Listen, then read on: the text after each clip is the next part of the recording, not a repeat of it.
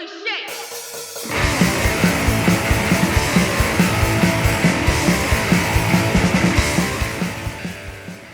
man. Episode 42. Do we call them episodes? Yeah, I guess we do. The meaning of life. There you go. Oh, of everything, really. And we are going to talk about sort of life in general, I suppose. I don't want to give the impression that we've thought through what we were going to talk about because it'd really ruin the image here. But we did think it through for about a minute prior to hitting the record button. Yeah, so much. And we had to record. We're sort of pressed for time because Dave's got shit to do. If you lean back, Ben, you can pretend you're a lead guitarist after that fucking bass player comment on LinkedIn last week. Yeah, I've offended all bass players now. You've offended me. Well, another fucking Wednesday, I guess. Sorry. All right. Sorry. Good segue for today, though. I'm just teeing it up for you. Yeah, not thanks. A bad segue. What do you? What's behind you there, Dave? This looks like some 90s shit for Points sure. For guessing. This is a 1981 live show of the Adolescents. Oh, shit. I saw that you boys at Punk in the Park. It'll already happen by the time this comes out. But looking at the lineup, I've gone, no fucking way they're still alive, right? Like, you know, they shouldn't. They're definitely not adolescents anymore. Like 1979, that can't be 81. Look at there's some like 100% 90s looking shit there. Are they time travelers? No, look at that shirt. No, look at that shirt. That shirt is sick. Yeah. Anyway, I think it's 81. Anyway, so yeah, apparently 46 years strong. So I just thought I'd throw this photo up in case they're fucking dead before the weekend. There's a better chance of Ron and I being dead before you can't kill the Adolescents, man. It's like Dwarves, right? They're not going anywhere. Oh, they're gonna be there too. Yeah, they are. Yeah, they are. Casualties are there too. Like, if anybody should be dead, it's Casualties. Look, I don't want to jinx it, and I'm not saying they should be. I'm just saying, like, you add up the medical evidence, man. These guys shouldn't have made it this far. So that guitar's pretty sweet there too. Look at that thing. Yeah, I love that. What do you got going on, Ben? Comeback Kid. That's what I'm talking about. We're gonna see them too. Yeah. Also, there's a joke in here somewhere. Dave's just like giddy. It's just giddy. No, these guys are. It's a little more hardcore than, the pop punk, no effects song titles I'm always putting into things, but those guys are fucking killer. I've seen them once. It was a badass show. Yeah, I'm super excited. So they're going to be at Punk in the Park. Ron and I are going to see them. Fun without Dave. Yep. By the time this comes out, it'll be...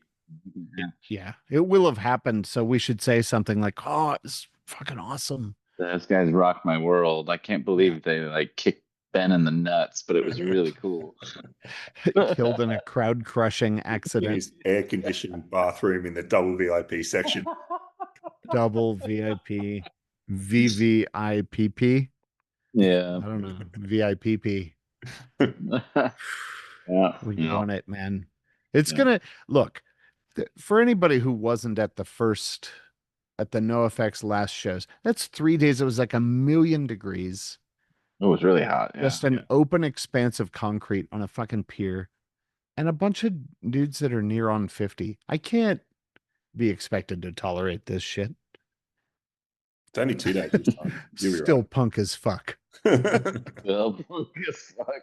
I can't be expected to. Where are my meds? Air conditioned restroom. I only fit like in AC. I still think we have to stand around. Oh, really? Yeah. I can get this far in life. I don't know. Do we get rid of punk show? Is there? Like, we just stand in a much more cooler and like cozy a tent. Is it a tent? I don't think so. Oh, good. What do we pay for? Yeah, I don't fucking know. I'll do a little research on it. Man. Yeah, that's what we pay for. Ron, what do you got there, Ben?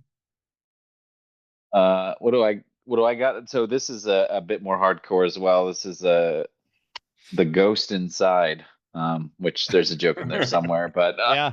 Jeez. but yeah, they're pretty badass. They will not be at Punk in the Park, but I've been listening to them a lot during the move. So California band? Is that a Sacramento Kings hat?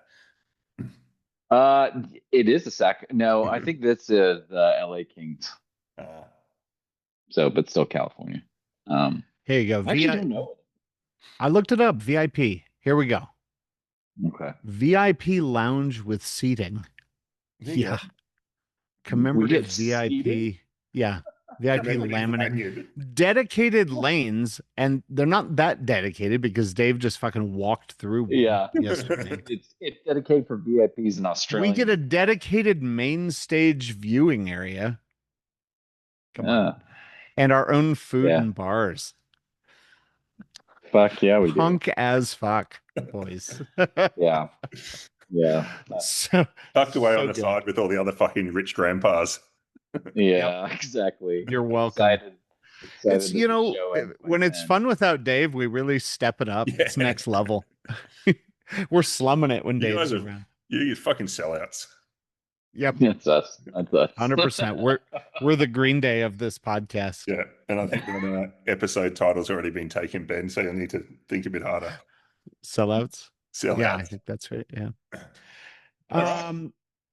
All right, boys. Well, we talked about it a little bit in advance, a minute before we hit record. But what I would call just culture is sort of a throwback to our pal Jim Reason, but that idea of intent, right? When shit happens and we have things like zero tolerance policies that don't acknowledge intent, we're punishing people, retraining, when it doesn't make any fucking sense. Or when Dave talks shit on this podcast. Not trying to be offensive. Look, I think well, it's just a natural state. And I think we think of most things in safety, like people, maybe us sometimes, are kind of critical and judgmental of things we see and things that are going on. And inside organizations, something will come from the board or the safety department, and people are sort of like very critical, very judgmental. And I don't think there's anything in there that people aren't well-meaning, right? People are trying to do what they think is the right thing, trying to contribute, trying to be helpful in a lot of ways. But there's something that's going on, I guess, in organizations, in safety, in the world, that just means we've stopped looking for positive intent, and we're just just this secularization of organizations and society. And I don't know, I thought a good conversation about, like, if we all just want to have a safe organization, why are we also fucking at each other's throats all the time? I had this, we're putting together a workshop the other day, and a client said there was somebody in the room. It would have been Dave, if we had to just choose an analog. But they said, there's this one person in the room. Dave. Yeah, that is really skeptical, kind of a pain in the ass, and is just going to question everything. Dave. So Dave, and I think they were a little surprised to hear, that I like that. And I think you guys are the same way, right? A good skeptic keeps us honest, keeps us from just diving into bullshit and adhering blindly to all these things. Well, I read a book, every fucking page is immutably correct.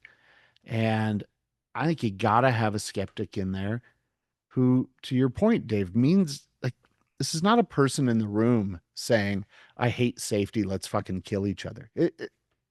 It's not it at all.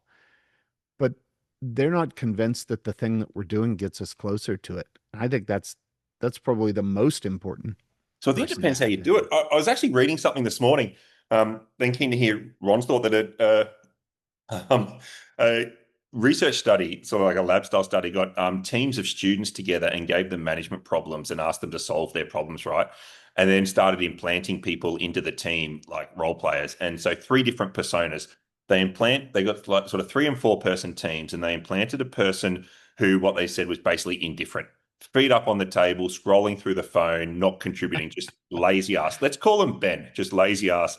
Sure. Yeah. Okay. Let's Just put that like on in there. Ron's And then defense.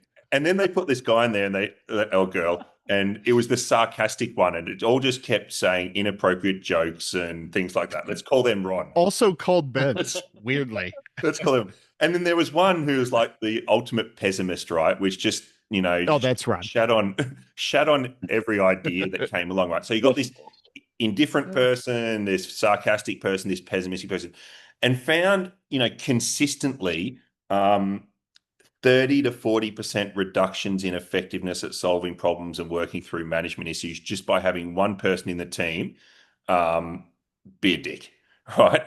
And so I agree with you, Ben. I think being critiquing things and challenging and constructively, exploring alternatives is a good thing to do. But if you're a dick, you're actually making your organization dumber, right?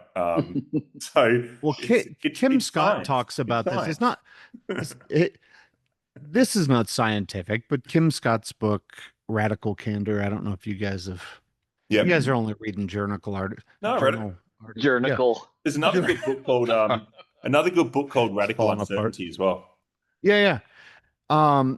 But in Radical Candor, she's talking about, right? Like, what does that mean? And then that obnoxious aggression, right? That the person that's being a dick just to be a dick. And, I think what a lot of people want, and in the US, this is really common, is this sort of misplaced desire, what she calls ruinous empathy, right? This idea that we're always telling somebody their idea is good and we really appreciate it. And holy shit, man, you spend Passive half a aggressive. meeting just telling people, it's I appreciate the work you've put into it. It's nice that you brought that up. And 10 minutes later, we're trying to get around to it may not be a good idea. And I don't remember the exact words she uses, but that idea of radical candor is about being forthright with somebody, right? Clear, but coming from a place of caring. And I think that's what's most productive in those kind of meetings is you can be skeptical, you can be open, um, you can you can be very clear about it. But if you're coming from that place, that intent, right? That place of caring deeply about it, I think that's what makes the difference. Just being a dick, especially the people that walk into rooms and go, "Oh, hey, look, man, I just say it like it is. I'm a dick." And you're like, cool, Oh yeah. cool. Fucking Find shit. another place to be. Yeah. Yeah. Um, Yeah. Ronald. yeah, Ron. Yeah. Yeah. What about him? No, I agree. So, I mean, Ben, like you, I think I was reading um, some sort of article. A journal article. Journal. Journal. No, this was not a journal article. Journal Club. Yes. I only buy it for the Oh. articles. Yeah, yeah, it was in some magazine. But is it even a thing anymore? We don't need to get into that. Hustler? Yeah, Dave's a double subscriber. One to yeah, the office, one to the house. yeah, you never know. But Coffee table book. where it was about this the paper or the article was about this, kind of perspective in neurology. It doesn't really matter, but it's like kind of a newer perspective. But one of the things that the guy said, who's kind of the leading researcher, that really struck me is, like, he said one of the best things that could have happened to us was the skeptics. um and I just thought that was such an interesting perspective, that I don't feel as much in safety, and that made me really reflect on, okay, why don't I feel that? Yeah. Um, Because you're a what's fucking expert, Ron. Nobody That's disagrees it. with you. No, that is absolutely not true. I mean, one of the things that that that as I was reflecting on it is, I think, back to your point, Dave, like, a lot of the most vocal skeptics are trying to just be assholes about it. And, like, their arguments are fucking inane. Like, they're just so If you don't know who they are, by the way, and you're one of the 9 listeners, just go to LinkedIn. Yeah, you'll You'll figure it out find them. pretty quick. Yeah. They're very simple, Not very easy everybody. to find holes in, and it's like, man, I wish we had better skeptics. Yeah. But I think the other thing, the other side of it too, is I don't know. I feel like there's this environment where we can't disagree with each other, like especially in this growing new view space. It's almost like I don't know. It's like It's just sacrosanct, isn't it? yeah. There's this weird dynamic that's developing where it's like yeah, if you disagree, now all of a sudden we're on different camps and like we don't talk to each other anymore. Like that's dumb. Like that's We're on just double dumb. secret probation. Yeah. I think what's cool about this stuff, about that, like a good skeptic, Ron, is I'm gonna fuck it up. I can't even say journal article anymore, but that idea that you really don't know something until you've had to teach it and help someone else understand it. I think that's what a skeptic does. It forces you to sort of Yeah. try to make the case. And sometimes, man, you're talking through this shit and it doesn't make sense. And you're like, Yeah. fuck, okay, Yeah. I've had that. here's the chance, right? We got to clean this up. And I think that's Exactly. I think skeptics. I mean, um, I think it's really important, right? It's really important for advancing human understanding of things. Like we need different perspectives. We need alternate views. We need all of this. The other thing is like how that happens is what we're talking about a little bit here. It's not necessarily the need for that diversity of perspective. It's just then, how do people receive that, or how do people deliver it, and how do people receive it, which is, I think, part of the problem. Um, Yeah.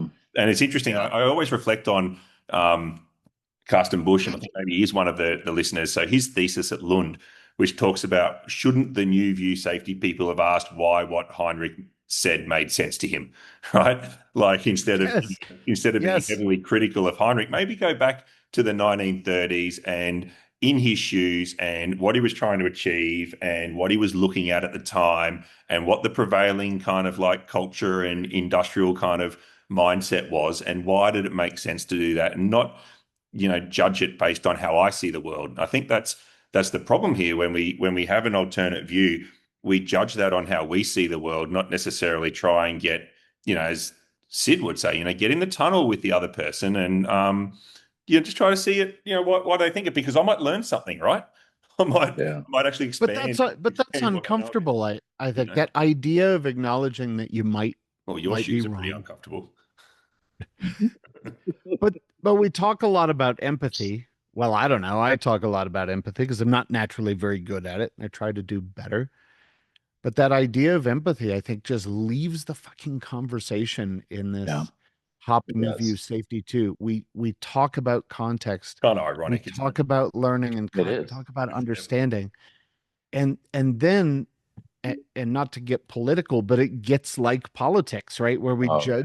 we judge the norms of today, or we judge the norms of 30 years ago against norms of today and decide that people are raging assholes, despite the fact that 30, 40, 50 years ago they were as progressive as you could get, right? Yeah. It is, I was talking with my kids and they're like, Abraham Lincoln was kind of an asshole. I'm like, okay, okay, but I feel like he probably did some stuff, Yeah. right? Like, imperfect by today's standards, 100%.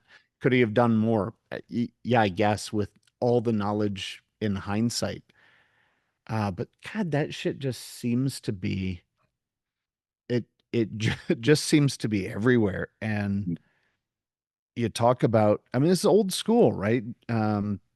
Jim Reason 35 years ago is talking about, safety culture and an element of that being just culture, this idea of trying very, very hard to understand intent. And those questions of, was the work done as intended? Was the outcome as intended? And if the answer isn't yes to both of those things, then you have to keep learning. You're Well, I not think done. that's really powerful, right? When you because on the person who's saying the thing, whatever it is, whether you're a skeptic or, just Or an dipshit, asshole. some dipshit talking shit on a fucking podcast, Yeah. um, hypothetically, like it's, there's this kind of, I think mentality, and I think you said it earlier, Ben, of like, oh well, I didn't intend it for it to be that way, and so if you're offended, then fuck you. Um, you know, Which is um, also not the right answer, right? that's not the right answer, right? Like, Yeah. yeah, sometimes shit lands the wrong way, and it may not be anybody's Like fault, it's but like, sideways and you have to break it up with a stick to but but like just just because just because it wasn't your fault doesn't mean you don't have a role to play in making it better, you know 100%. and like and you can in you I mean there's no obligation, like if you say something that someone else finds offensive, you have no obligation to make it better, but that doesn't mean you get to live in a consequence free world. Yeah. you know Perfect. um and Yeah, so it's not an abdication of responsibility, right? Because you're like, well, I didn't mean to make your life miserable. Well, yeah, cool, we're bro. gonna say shit like on this podcast. We're gonna say shit in our practice. We're gonna say shit on LinkedIn or whatever the fuck that it's just gonna land the wrong way with people, and If they're it's gonna me, come you're gonna back say it just all the time. all the time. Yeah, All bassists the are time. fucking idiots. They're terrible. They're This useless. I didn't mean it. I didn't mean it that way to all the bass. That's not true. I did mean it to the bassists, but drummers get made fun of even more than bassists, I think. Yeah, exactly. Well, rightly so. But but but like Bam, bam.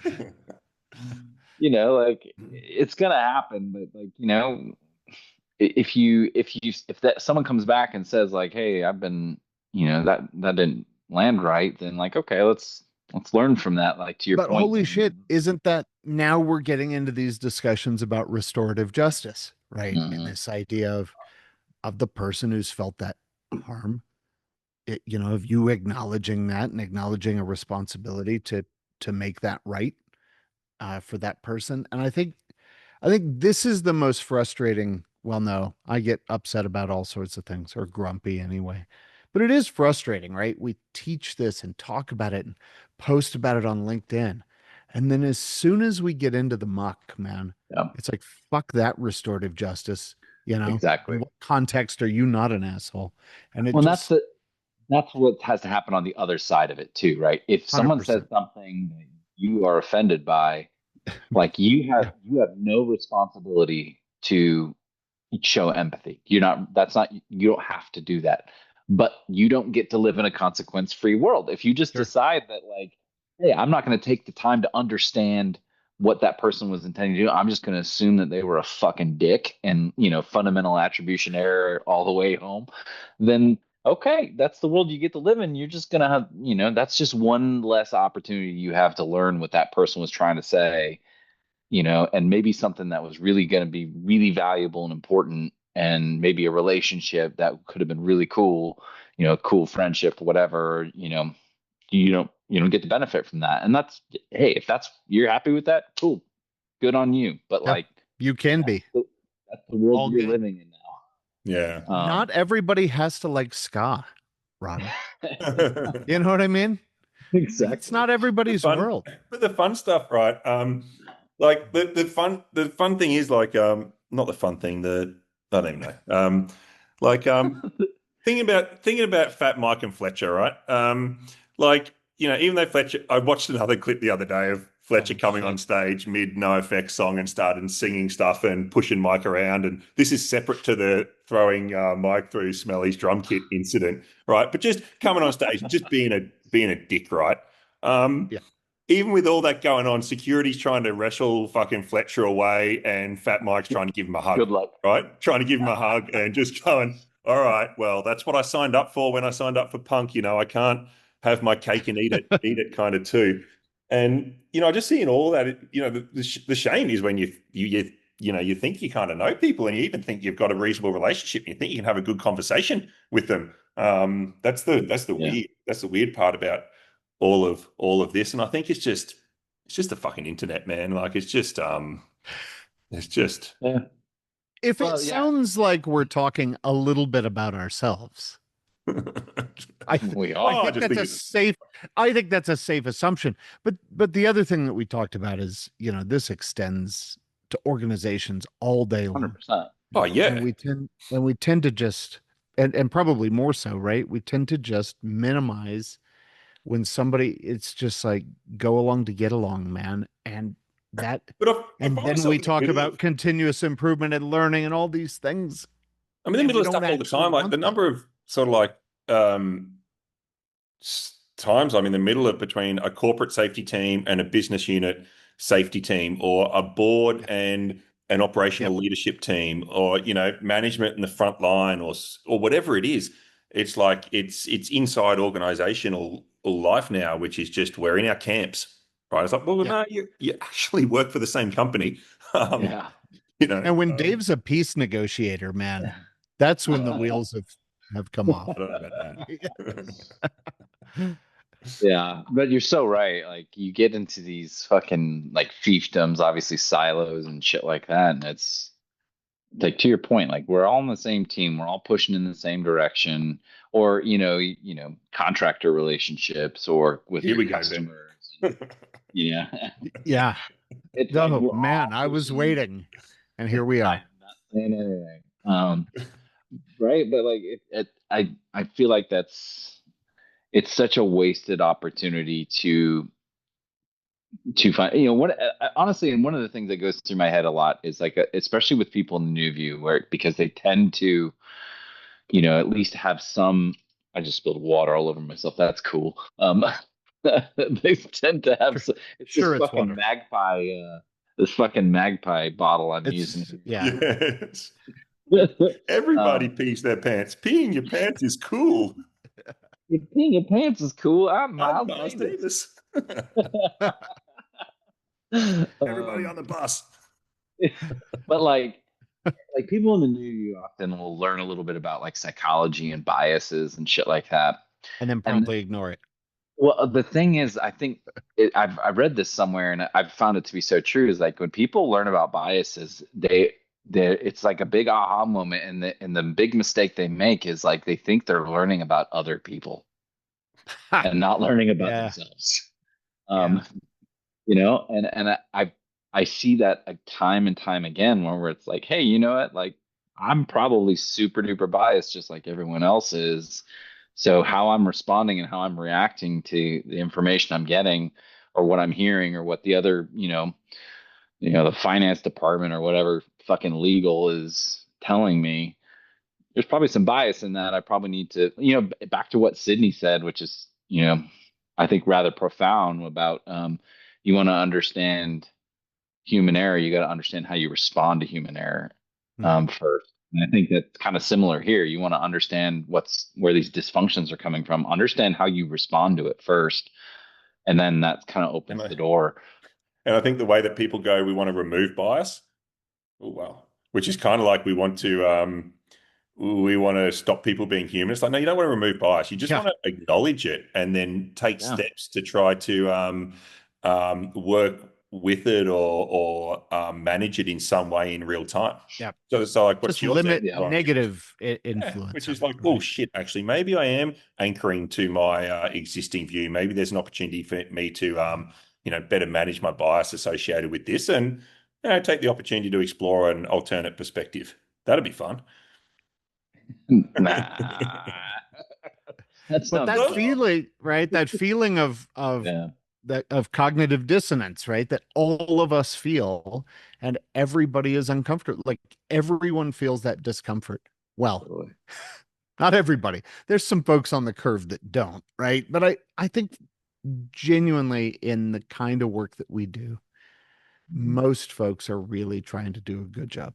Yeah, And I think yeah, that's the same in it's organizations. I usually start Oh, conversations absolutely. so let's just assume it's 20. Well, I assume it's 2025. It kind of is. But let's just assume That's a good assumption. Let me just say. let's that's just very safe. assume. Yeah. Well, there's no guarantees. But let's assume that everyone in our organization actually wants to have a safe company, right? We can just assume that, like, whether it's the board or the frontline workers or the safety team, what we're really kind of debating is how to achieve that. So, Yeah. like if we agree on intent, Yeah. it's just the details. I think that's such an And that's important hard though, right? assumption. It's Yeah. super hard, but it's an important assumption. Like, even just as a beginning point, because I hear when I've said things like that, I've heard people come back like, not everybody cares about safety, but Right. like, Not if all you like, cops are bad.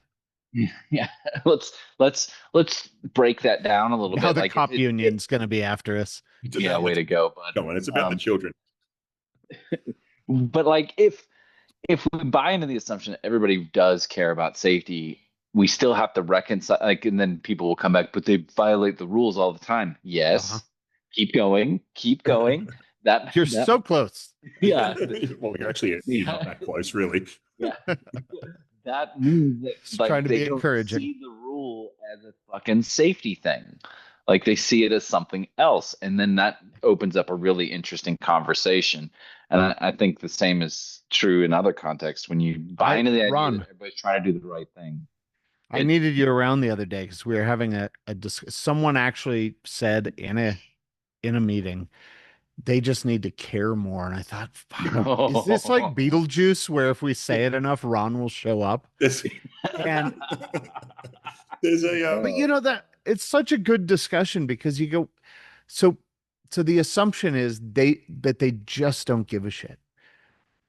And I think then the thing is, right, asking,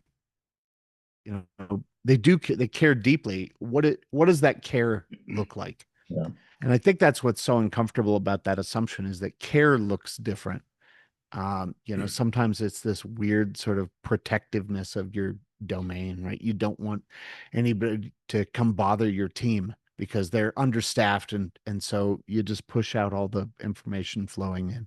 yeah. And you go, well, they're being obstructionist. Yeah. And they think they're caring, right? Taking care Yeah. of I think everyone said to that. There's a cool paper oh boy. titled. Did you write it? No, I didn't. It was written before I was born.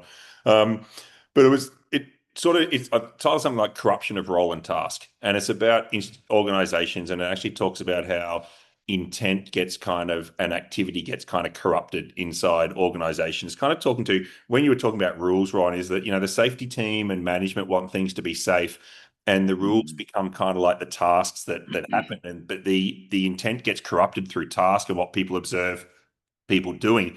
And I think that's here to the intent. Like it's that people observe what they're seeing and hearing through their own lens, and it sort of it corrupts what the intent of behind the person. So, if I make a comment about something, I'm trying to offer Go a for different it, Dave. perspective on it. Go for it, Dave. For example, I'm trying to offer a different perspective on something. I still want to help organizations be as safe as they possibly can, right? Like that's absolutely the intent. But people will hear something that is a little bit different, and Oh man. suddenly feel like we're You guys have met Izzy, on opposite sides of the Pacific or something. my crazy daughter. You've met Izzy. Yeah. Awesome, Izzy. Izzy said the other day to me, "Don't hear what I didn't say." And I thought, fuck, man, this is like some philosopher shit. Don't hear what I didn't say. And man, Yep. it's just been rattling around in my mostly empty head lately because I thought, what a fucking power. That is powerful, right? I When you know, walk through absolutely. and you expect or you're unconvinced maybe of your own position and it feels like an attack. I think And yeah. Yeah, I've got I know a senior executive, a very, very senior executive who I've known for That's a tier one wood. a very long time. And I've besties. I've tried to coach a lot. I've coached a lot of people with how to work with this particular leader. And my advice is basically never ever listen to the words that come out of this person's mouth. Just try to understand where they're coming from and what they're trying to achieve, and you'll get on perfect with them. But if you react to the words that come out of their mouth, you'll basically, you won't be able to work with this person. Yeah, good advice. And I think that's here. Like, don't react to the words, right? Like, just listen with it. Listen for intent. and outcome. Like, what are we trying to achieve? Where are they coming from? What do they mean?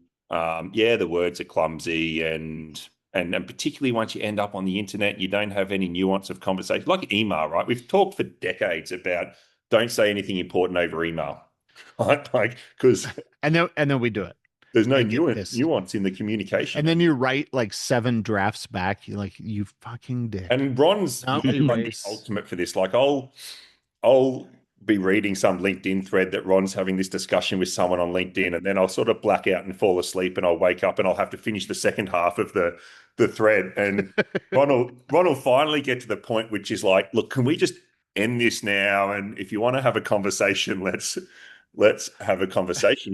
You got to communicate. And the answer is no. You got to Ron comes across like an asshole. You got to. I got to tell you, man, I had to do this. I've sort of started doing this because I think I have resting bitch face, and I sound I argumentative. thought it was just lazy eyes.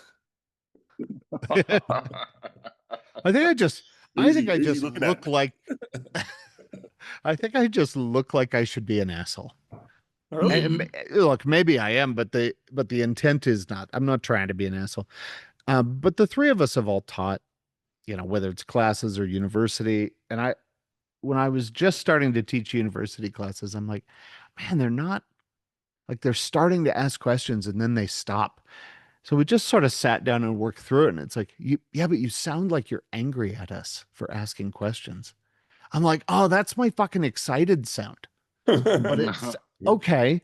So I'm going to think about that. But if I sound angry, will you just like raise your hand and go, look, you sound like you're fucking angry, asshole. Like I assume that I don't mean it. I will not be angry in this room.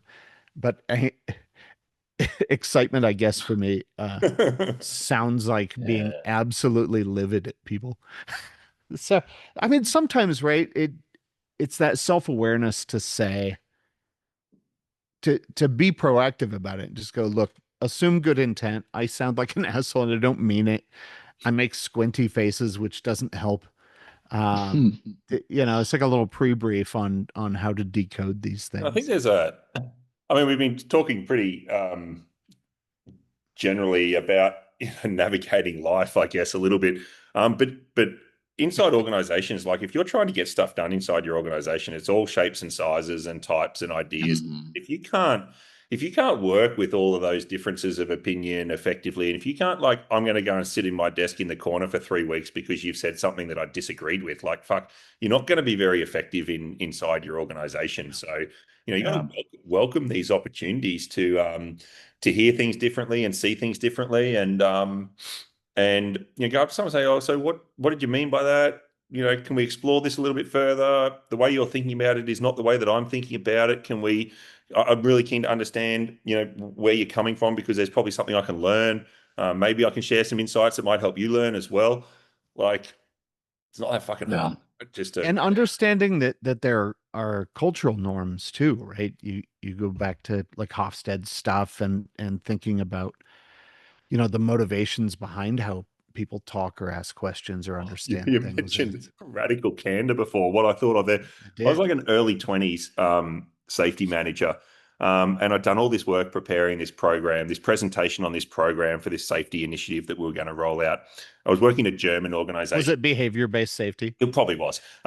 It was something like there was this cool like target like with an arrow in the middle that just said target 0, and it was really cool. And I'd got prices about putting it on all of our high visibility vests, and it was all ready to go, right?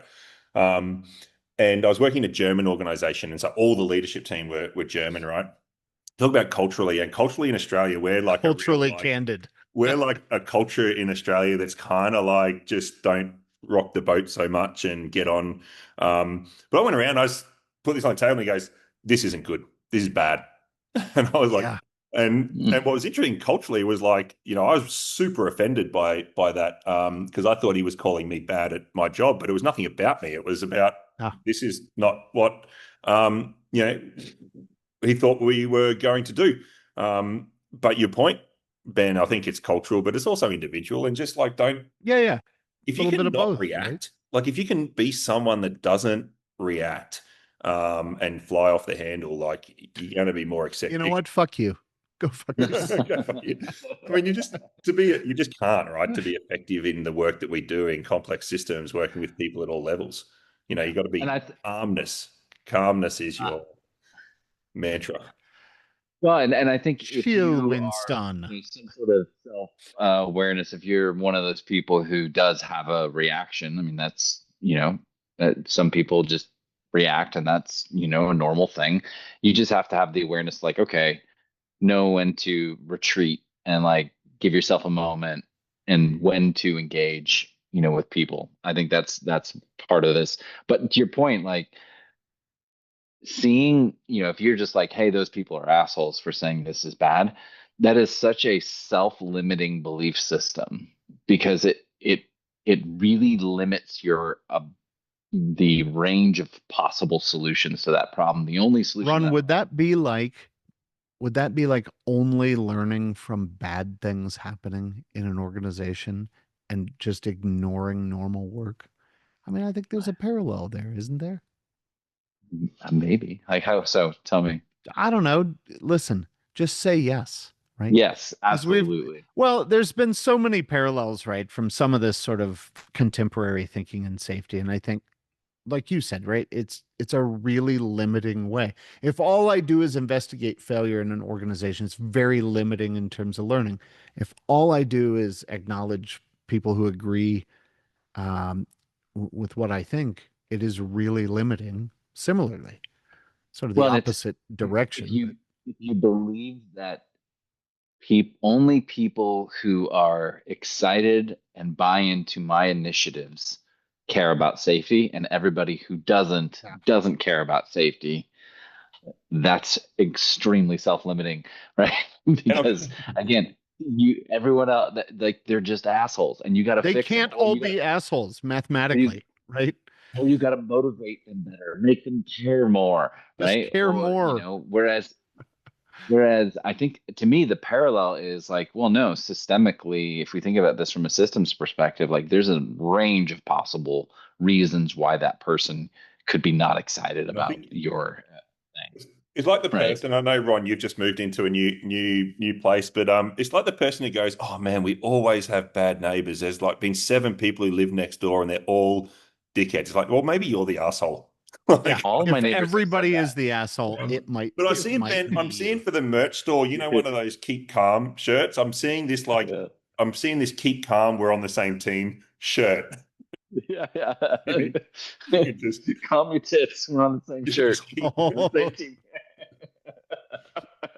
yeah, keep calm. We're on the same. How about like from Pulp Fiction, like tell that bitch to be cool. Yeah. The Yeah. one that Bitch be the one cool. that says How about bad just bitch motherfucker. be cool? The one that says bad motherfucker. Bitch be Yeah. cool. That's our shirt. Yeah. Bitch because Samuel L. Jackson on there. Such a We'll Yeah, I see. like We'll that. see how long it takes before that gets taken down.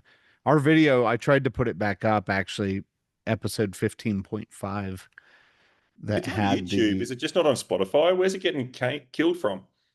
no, it's off YouTube. Lame.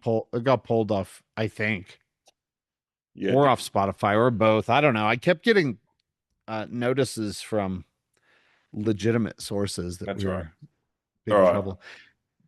And they don't care about intent, I'll tell you that much. Mm-mm. No. Well, they're welcome They've just to got to have go to real work they're here. welcome to have 100% of the royalties we got for that episode.